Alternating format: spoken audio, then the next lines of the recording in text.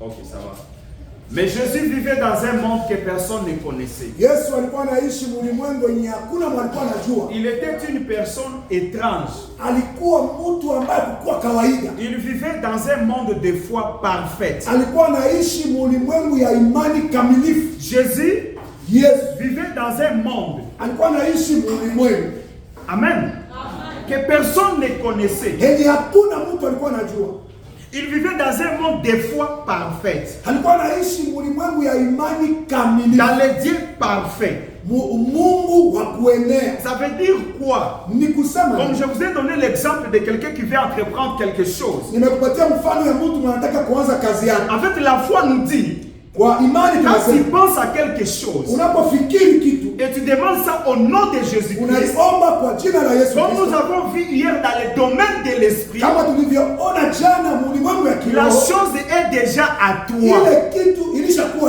Parce que le fait que tu as senti une force en toi de demander la chose, ça veut dire que cette profondeur doit te répondre. Alors pour que la chose se matérialise, c'est le niveau de ta conviction qui va attirer les choses que toi tu as demandées. Donc tu es là, tu n'as pas la chose matériellement, mais dans le domaine spirituel, c'est exécuté. Alors le temps de l'exaucement, c'est là où beaucoup de gens échouent à recevoir. Parce que quand je demande à Dieu le matin, selon la loi de Dieu, il me dit de croire que je l'ai. Donc mais si je ne crois pas que j'ai la chose, lui ne me donnera pas la chose. Donc c'est moi qui agis. C'est moi qui dois dire à Dieu, je crois que j'ai la chose. Ça veut dire que j'ai un Dieu qui est au-delà. Et à un certain moment, tu vas voir les choses commencent à s'empirer. Dans la loi de l'exaucement, quand les choses deviennent très compliquées, ça veut dire que la réponse est dans la porte. Et c'est là que nous ratons des choses. On a prié pour moi, mais les choses deviennent toujours difficiles. Ça montre que l'ennemi est en train de partir. Il faut faire seulement le contraire de tes imaginations. Et c'est là que nous allons réussir. Même si le pasteur n'est pas avec toi, tu restes tranquille. Tu crois que Dieu te voit. Et tu sais que ce que tu lui as demandé, il doit l'accomplir. Jésus vivait dans les dieux parfaits, dans lesquels il était. Si nous vivions dans la foi parfaite des chrétiens, voyant ce que nous sommes, nous serions des mystiques pour le monde. C'est très profond. Si nous vivions dans la foi parfaite des chrétiens, voyant ce que nous sommes, nous serions des mystiques pour le monde. Les gens ne vous comprendraient pas. Vous marcheriez dans l'esprit. Ce que l'esprit dirait, vous le feriez. Ce qu'il interdirait, vous ne le feriez pas. Alors les gens commenceraient à dire, vous seriez une personne mystique pour eux. C'est ainsi pour tous les croyants. Ils sont des mystiques. Que le Seigneur change notre attitude. Les gens ne comprennent pas parce qu'ils vivent dans un monde à eux. Jésus vivait dans un monde personne d'autre ne pouvait toucher. Que Dieu vous bénisse. Nous sommes des mystiques. Bien sûr, nous sommes des mystiques. Tu sais combien des anges ont combattu pour toi la nuit? Tu sais combien de choses se sont préparées pour toi? Mais les sorciers se demandent pourquoi il y a il y a des choses que si Dieu te révèle, tu vas dire non, je ne savais pas. Amen. Parce que la parole qui est en train d'être promulguée comme ça, les corps ne voient pas le fait. Mais dans le domaine spirituel, il y a comme s'il y a tout autour de toi un fait. Que Dieu vous bénisse. Mais tes yeux ne peuvent pas voir. Parce que moi, quand on dit que nous sommes des mystiques, je dois dire dans mon cœur, je suis mystique. Voyez-vous, les disciples n'étaient pas dans le monde dans lequel lui vivait. Vous voyez, ils ne pouvaient pas les comprendre. Personne ne pouvait les comprendre. Ainsi, quand un homme vit par la foi, quand un homme vit par la foi et marche par la foi, je vais dire la foi en tant que substance. Amen. Il est isolé du monde entier et devient une nouvelle créature en Christ. Là maintenant, vous arrivez dans la matière pour l'épouse. Voyez-vous, maintenant, vous arrivez dans la condition nécessaire pour l'enlèvement. Cela vaut pour chacun d'entre nous. Pas seulement les pasteurs, les diacres, les administrateurs. Cela vaut aussi pour les laïcs. Pour chaque individu qui marche dans un monde avec Dieu seul. Vous êtes baptisés dans le royaume. Et il n'y a personne là si ce n'est vous et Dieu. Amen, amen. Écoutez ceci. Hier, je vous ai dit, l'homme a le corps, il a l'esprit, il a aussi l'âme. Écoutez quelque chose. Ici, je vais parler du corps. Ici, je parle de l'esprit. Ici, je parle de l'âme. Vous n'êtes pas ces corps. Vous êtes l'esprit. L'esprit est immatériel. L'esprit n'est pas tangible. Alors quand cet esprit reçoit la parole, à la même minute, cet esprit est en train de convertir cette parole dans le monde mystique, dans le monde des sorciers. Le fait que tu es en train d'écouter ces oracles, il y a déjà une barrière.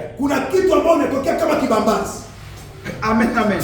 Mais tu es là, c'est comme s'il n'y a rien qui bouge. Mais dans les royaumes spirituels, il y a quelque chose qui se passe. Donc les choses sont en train de se produire d'une manière surnaturelle. Alors comment vivre dans la foi parfaite? Voir ce que l'esprit me dit. L'esprit me dit quoi? L'esprit me dit que Dieu n'a pas un projet de malheur sur son peuple, mais un projet de paix. Alors même s'il y a les problèmes, mon corps ne doit pas regarder le problème. Mon esprit doit se connecter à la parole de Dieu. Et que même si dans ma famille, les gens meurent avant 60 70 ans, je suis plus dans ma famille biologique. Quand il est écrit que je suis né de nouveau. Et quand tu prononces tes paroles comme ça, tu n'es pas n'importe qui. Amen. Que le Seigneur vous bénisse. Maintenant, vous arrivez à cette foi parfaite. Une foi parfaite. Une parfaite perfection qui ne peut faillir. Frère Branham dit, nous avons 3 sortes de la foi. Nous avons la foi intellectuelle. Amen. Nous avons la foi inconsciente. Nous avons aussi la foi parfaite. Frère Branham dit, cette foi intellectuelle, c'est ce que le magicien utilise. Ils peuvent se concentrer sur un verre et le verre éclate. Il dit, si quelqu'un met Christ, il va faire des choses extraordinaires. Alors quand on arrive à la foi parfaite, ce n'est plus une fois où on a peur d'aller en affaires. On ne se pose plus les questions du salut. C'est une conviction où on devient partenaire avec Dieu. Donc la nuit tu vas de dormir, tu penses, tu dis Seigneur, quel est mon programme demain? Et le Seigneur lui-même, il te parle.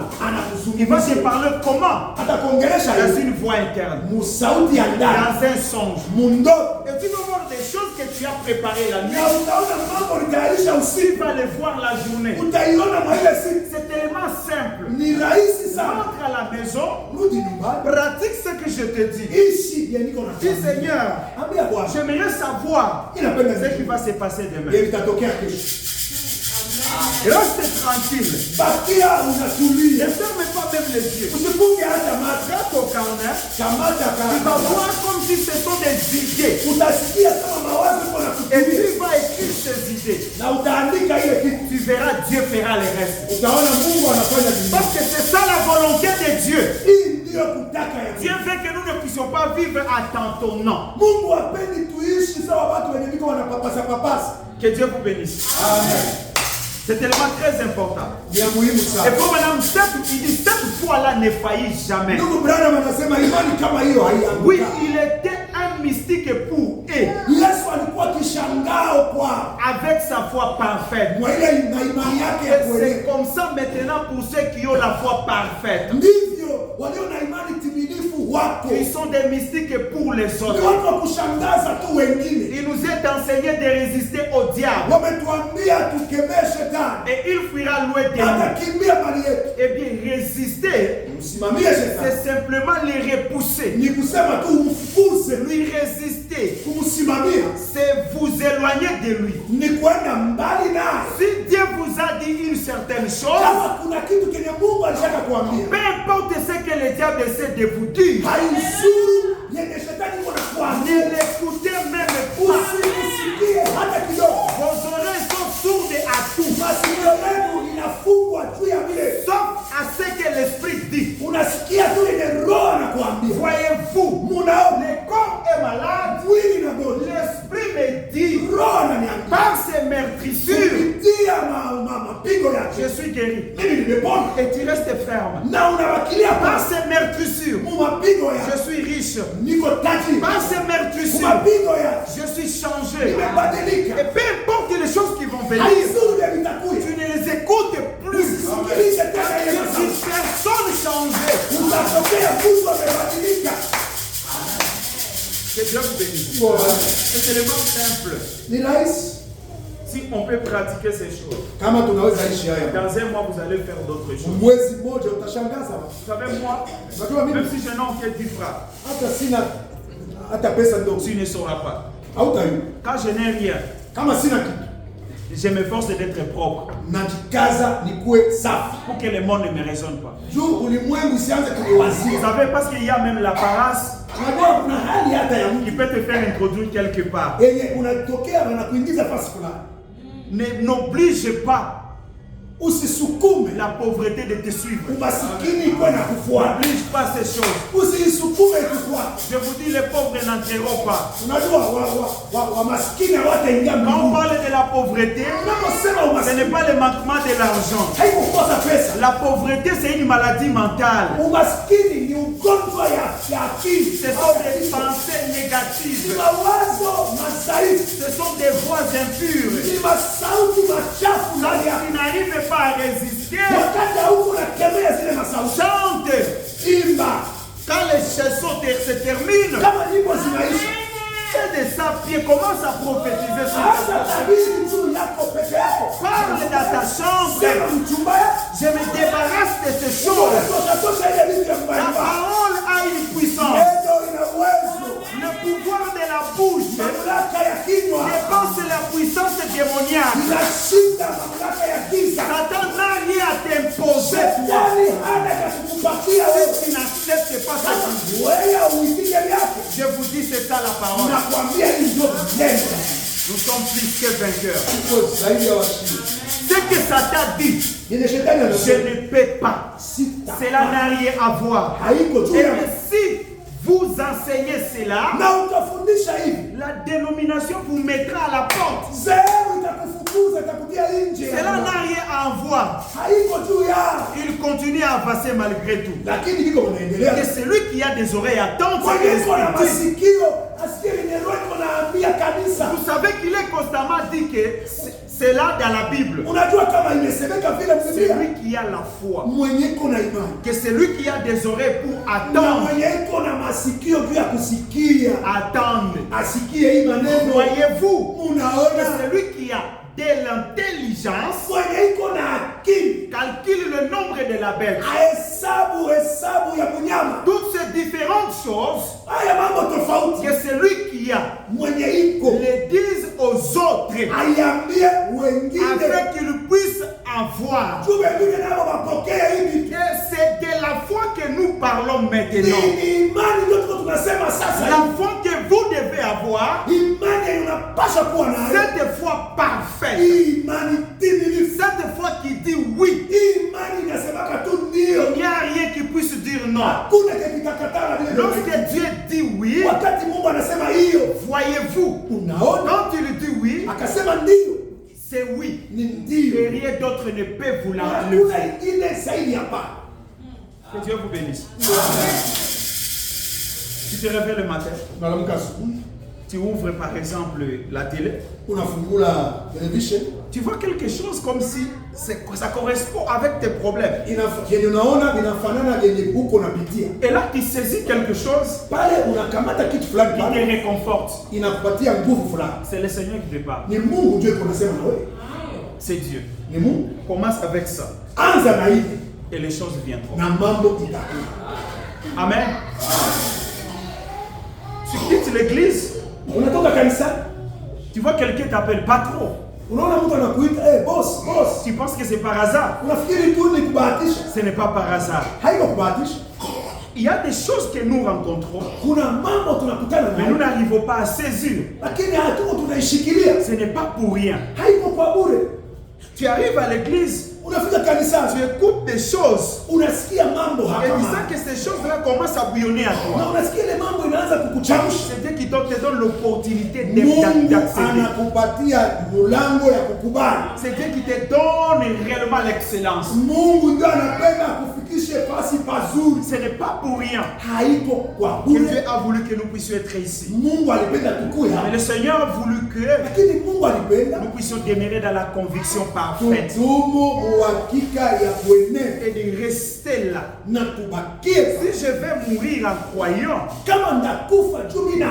que je meurs, mais Dieu tient sa parole.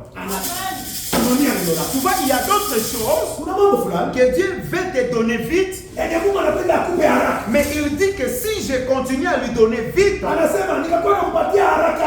ne seront saura pas aussi comment marcher avec moi. Laisse-moi faire semblant pour voir réellement s'il croit d'abord à sa propre prière. Est-ce que quand tu pries, tu crois à ce que tu dis? Parce que la Bible nous dit, dans Marc 11, 24, tout ce que vous demanderez à prier, croyez d'abord que vous l'avez. Et vous le verrez s'accomplir. Donc si je demande quelque chose, je dois quitter dans la prière en étant convaincu que j'ai la chose. J'ai la chose. Et je vais voir. Ça va s'accomplir. C'est ça le secret de Jésus. C'est ça le secret de Branham. Ce sont des personnes qui ont une conviction parfaite. Dieu les a dit et ils ont crié. Et ils ont vu des choses. Et toi tu es là. Tu as des prophéties. Tu as des choses que les hommes de Dieu t'ont dit. Vis par rapport à ces choses. Commencez à créer des relations pour arriver là-bas.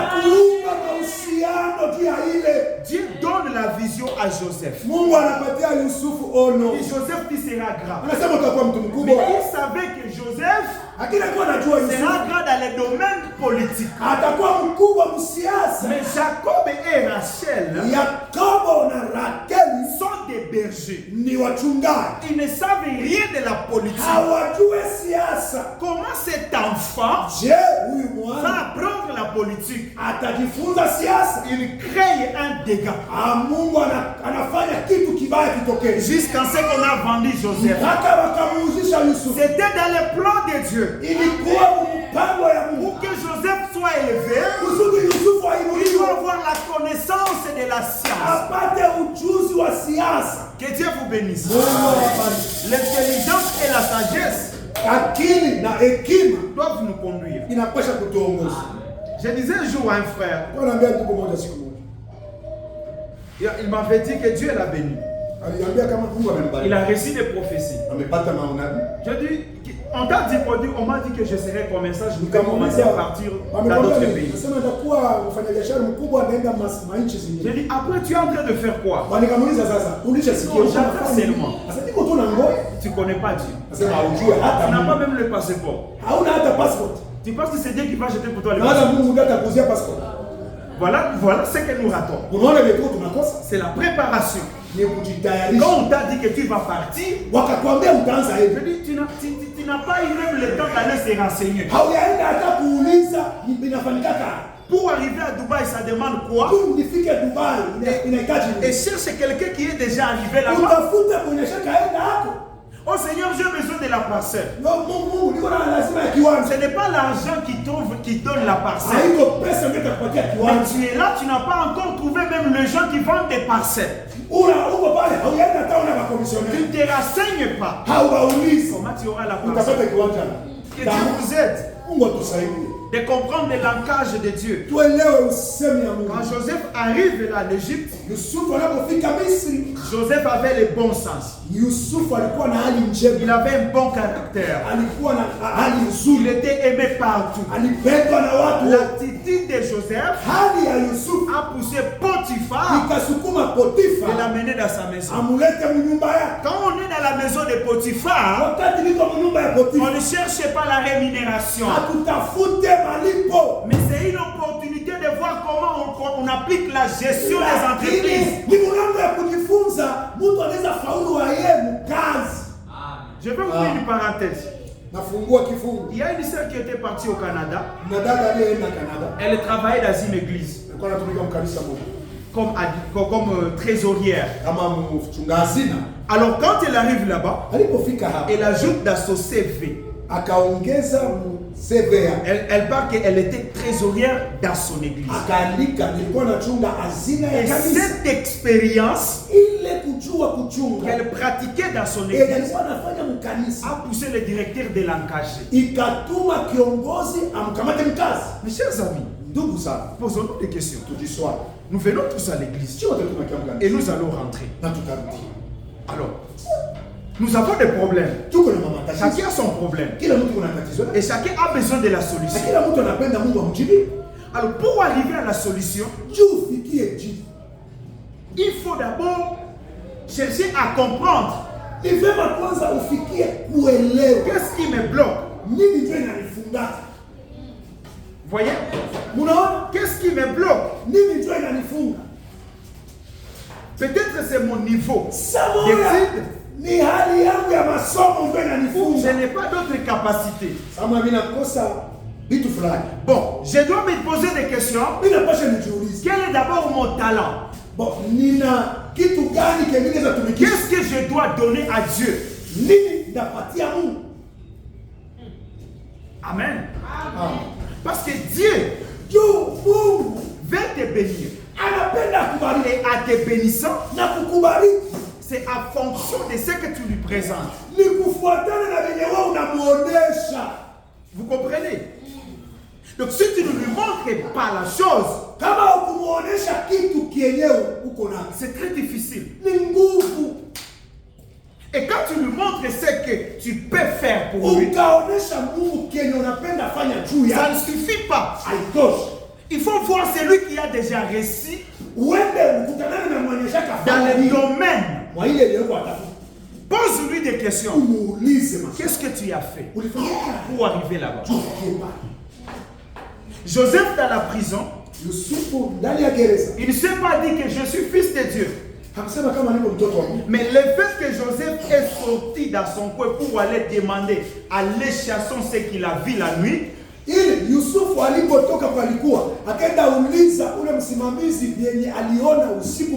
ça a connecté les deux d'interprétation. Mais quand Dieu lui a montré la vision d'être grand, il n'y avait pas l'Égypte. Il n'y avait pas toutes ces choses qu'il a traversées. Donc Dieu te donne un bloc. Mais le reste, c'est l'intelligence. C'est l'intelligence. Alors que chacun remplace X par sa valeur. Remplace ton problème par rapport à ce que je viens de dire. Frère Branham, Dieu lui a dit qu'il va faire 7 fois le tour. Mais Dieu ne lui a pas donné comme ça l'argent. Frère Branham a créé des relations avec les gens qui ont de l'argent.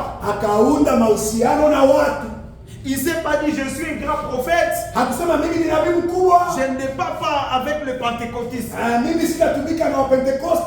Non, c'est pas comme ça, frère Branham. Il dit les gens qui me sponsorisent, ce sont des gens qui sont dans d'autres églises.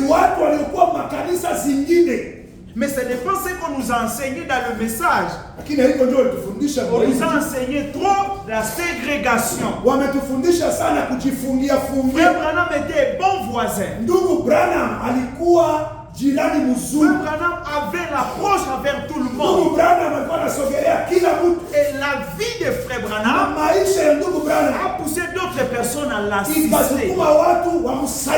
Il y a d'autres choses qui viendront dans ta vie quand tu vas connecter une relation. Et Dieu vous bénisse. Laisse-moi te dire, ce que tu n'as pas maintenant, ça montre que tu n'as pas créé la relation de la chose que tu cherches. C'est très important. Il faut demander. Il faut frapper. Il faut chercher. Amen. J'ai pris. Qu'est-ce que je vais faire? Amen, amen. Ça va nous aider. Je vais terminer.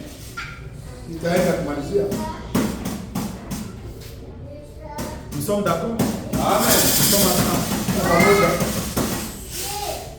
Pasteur, ça va? Oh, très bien. Merci beaucoup. Ça passe. Nous allons lire dans Romains 8, verset 15. Très bien. La Bible dit, Et vous n'avez point reçu un esprit de servitude pour être encore dans la crainte. Paul se pose des questions. J'ai donné des mystères à cette église. Pourquoi il y a encore cet esprit? Et vous n'avez point reçu un esprit de servitude. La guérison, c'est au droit. La bonne santé, c'est au droit. La prospérité, c'est au droit. Ce n'est pas une supplication de Dieu. Amen. Peut-être qu'on va voir ces choses le dimanche. Quand je vais parler sur les exploits d'une âme rachetée, là tu sauras qu'est-ce que l'âme rachetée fait dans le monde spirituel. Notre Dieu n'a pas besoin de ces choses que nous lui demandons. C'est nous qui avons besoin. C'est notre droit. Je pose la question. Est-ce que Esdras, pour avoir dit paix, il faut qu'il s'agenouille devant son père? Jamais. Quand Esdras se réveille, il quitte la chambre du papa. Il n'a pas une question de génie. C'est pourquoi Jésus disait, il dit devenez comme des enfants. L'enfant n'a pas peur du lendemain. Même si tu n'as pas 1000 francs, le matin tu dois chercher le déjeuner de l'enfant. Si on peut être comme ça devant Dieu, nous allons réussir. Mais ce qui nous dérange, c'est la peur du lendemain. C'est la peur du lendemain. Et vous n'avez pas reçu un esprit de servitude pour être encore dans la crainte. Mais vous avez reçu un esprit d'adoption par lequel nous crions Abba Père. L'esprit lui-même rend témoignage à notre esprit que nous sommes enfants de Dieu. Or, si nous sommes enfants, nous sommes aussi héritiers.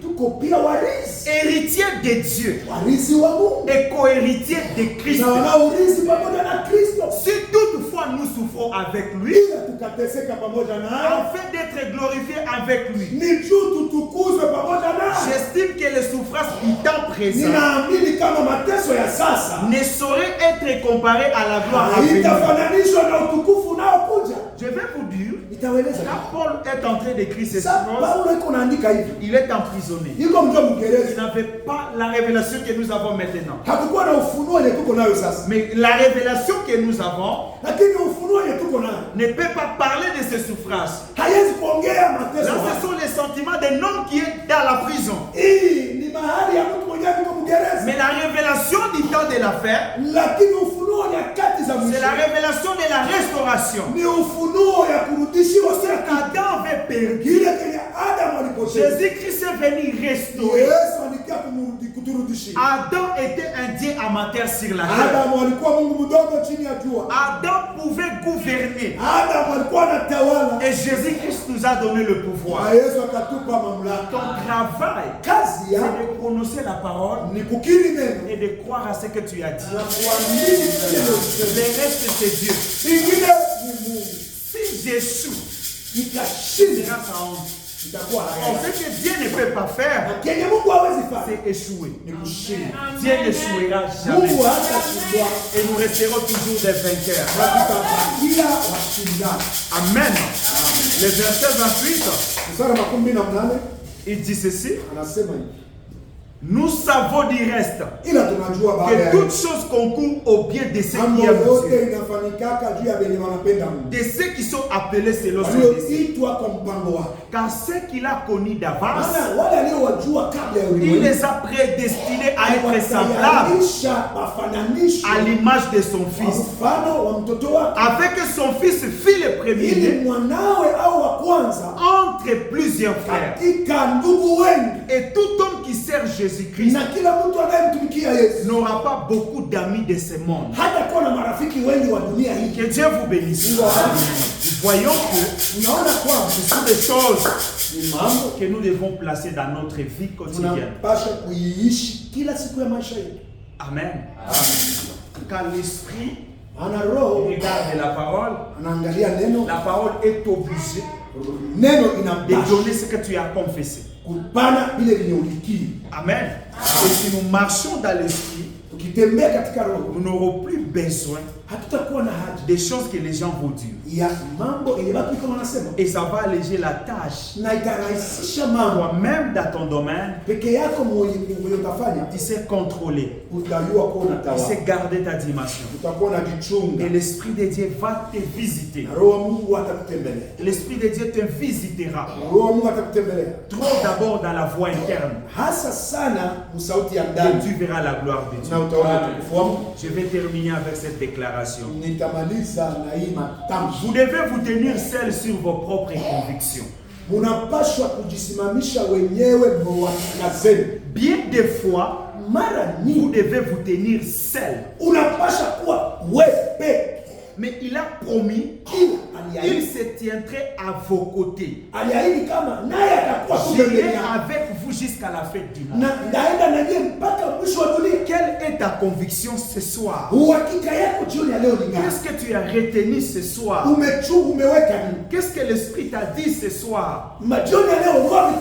Qu'est-ce qui te manquait hier? Et aujourd'hui, Dieu vient de placer quoi? Quand tu vas rentrer à la maison, tu dois savoir ce que l'Esprit a augmenté dans ta marche.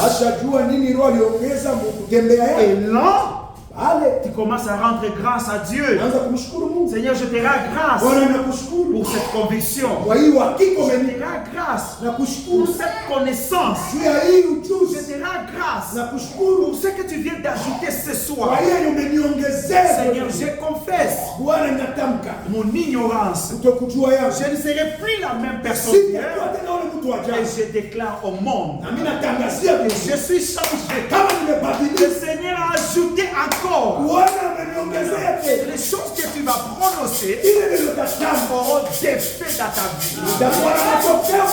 Que le Seigneur vous bénisse. Est-ce qu'on peut s'élever et commencer à rendre grâce à Dieu? À dire Seigneur, merci pour ce soir. Merci pour la conviction. Je n'ai pas l'esprit de crainte. Je n'ai pas l'esprit de servitude. Je suis changé. Je suis transformé. Je n'ai plus peur. Parlons devant notre Seigneur. Seigneur Dieu. Merci pour tout, Seigneur.